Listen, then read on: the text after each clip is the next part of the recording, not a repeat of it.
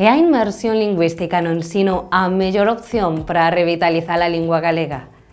A situación do galego no sector do ensino está a ter un papel protagonista nos debates arredor de que tipo de políticas lingüísticas compre trazar para mellorar os datos do uso e coñecemento do galego.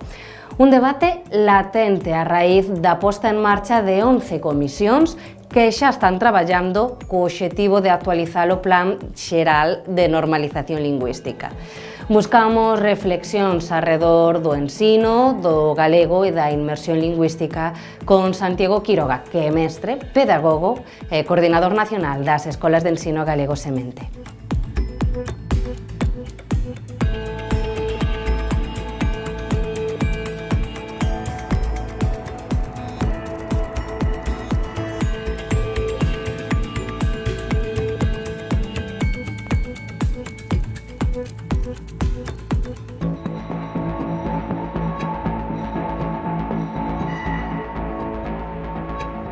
As escolas de ensino galego semente nacen precisamente neste centro social, na Xentallo do Pichel, concretamente no ano 2011. Un ano antes aprobábase o decreto de plurilingüismo, que era fortemente regresivo para a presenza e uso da lingua galega no ensino. En todo este contexto efervescente, pois fundouse a Semente para desenvolver un modelo educativo multilingüe, laico, inclusivo e renovador pedagóxicamente. Así fomos expandíndonos, primeiro en Compostela, depois chegamos a Lugo, Trasancos, Coruña e Vigo. Actualmente ofrecemos as etapas de ensino infantil e de ensino primario.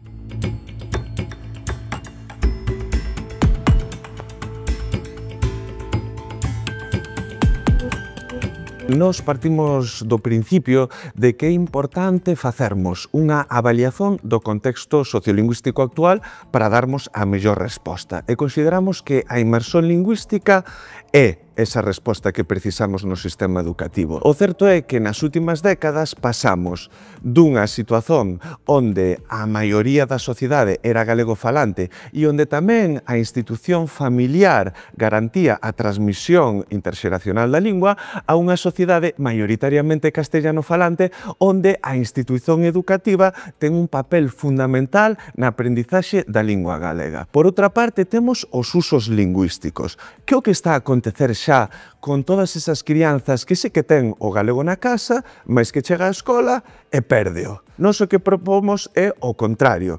Se o galego for a lingua vehicular do centro educativo, pois eses meniños e meniñas poderían continuar a utilizala con total normalidade. E xa un último ponto, que tamén me parece interesante, é que a escola debe propiciar un desenvolvemento integral das crianzas. Iso, por unha parte, acarreta que se desenvolva a competencia plurilingüe. Vivimos nunha sociedade globalizada e os nenos e nenas precisan coñecer moitos idiomas, mas por outra parte, nun contexto onde teñen contacto con diferentes idiomas, tamén precisamos unha educación lingüística de carácter ético, baseada na ecoloxía lingüística.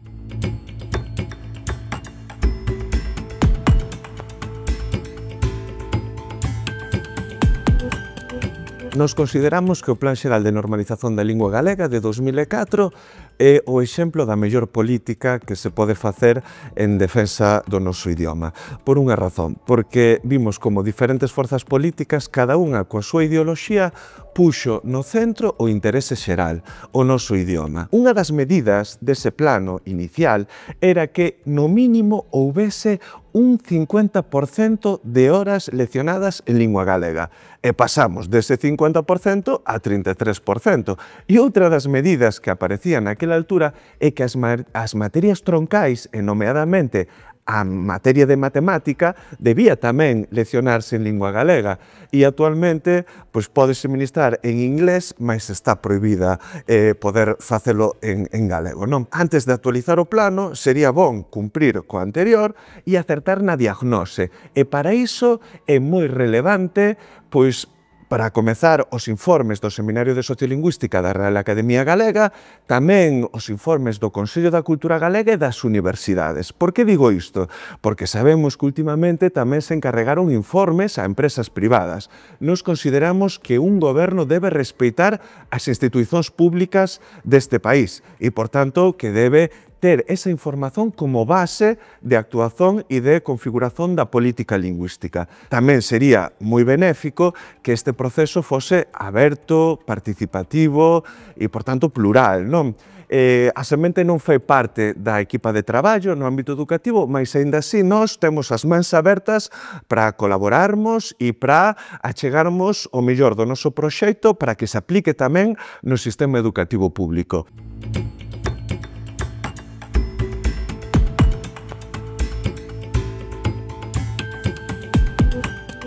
A primeira delas sería espallar e efectivizar a Lei Paz Andrade. Esta é unha norma aprobada por consenso tamén no Parlamento galego que promove a introdución do portugués no sistema educativo público. Tería tres grandes vantaxes. A primeira delas é que do ponto de vista lingüístico permitiría que o proceso de hibridación que padece o galego ao se misturar co castellano pois se frease, soberanizando a nosa variedade e permitindo pois que as crianzas tivesen unha mellor cualidade lingüística, non? En segundo lugar, tamén do ponto de vista funcional, unha realidade que afecta a todas as linguas minorizadas e que temos carencia de materiais didácticos, de libros técnicos, de software educativo.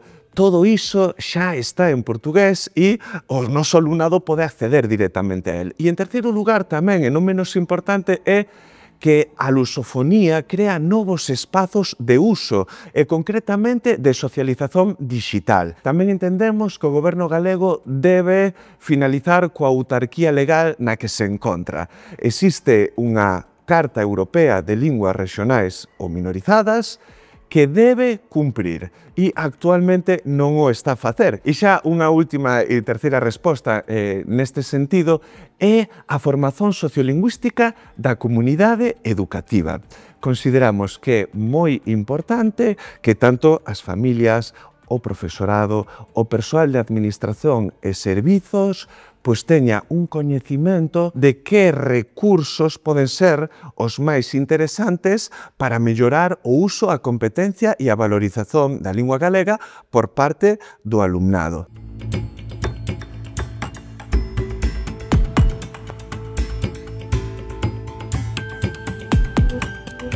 Fomos desenvolvendo diferentes iniciativas. Unha delas é o desenvolvemento de actividades extraescolares na nosa lingua, pois, por exemplo, karate, música e baile tradicional ou fútbol gaélico, entre outras. Por outra parte, foron aparecendo novas necesidades, entre elas a conciliación das familias. Había que crear unha rede de cuidadoras galegofalantes e así nasceu Babás. Tamén foron aparecendo outras posibilidades, como os acampamentos. Claro, o lacer é unha parte moi importante, non, para a socialización infantil. En este sentido, pois fomos creando acampamentos, neste caso, dos 3 aos 12 anos, ao longo de todo o ano. E, desde o verán pasado, tamén lanzamos o primeiro acampamento para adolescentes e facer que as adolescentes tezan redes afectivas ao redor da nosa lingua, da nosa cultura, do coñecemento da nosa historia, practican diferentes desportos e incluso organizan festas, porque un pobo que canta nunca morre.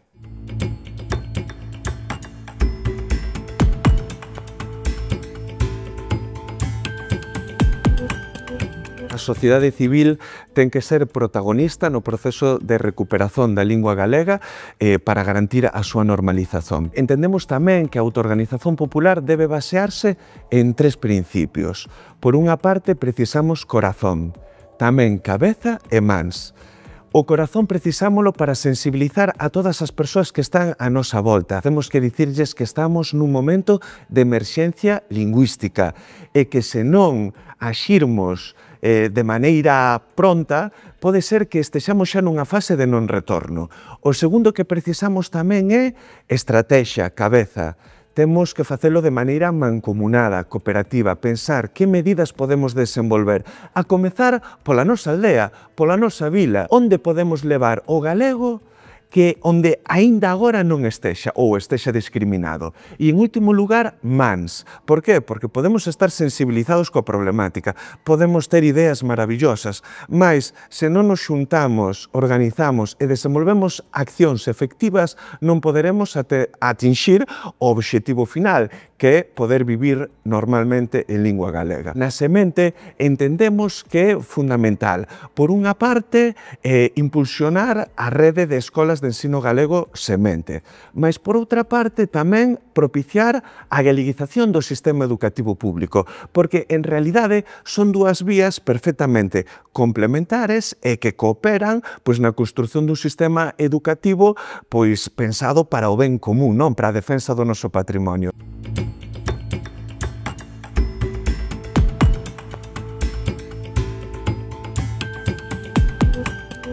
O que realmente nos converte en optimistas son os actos cotidianos en favor da nosa lingua e da nosa cultura. Pois, por exemplo, cando nos chama un rapaz de 17 anos dun centro social que desexa criar un xantar solidario para financiar as escolas. Ou, por exemplo, cando un socio protector vai un domingo no que podería estar no sofá perfeitamente e decide ir pintar a escola para que estexa en mellores condicións.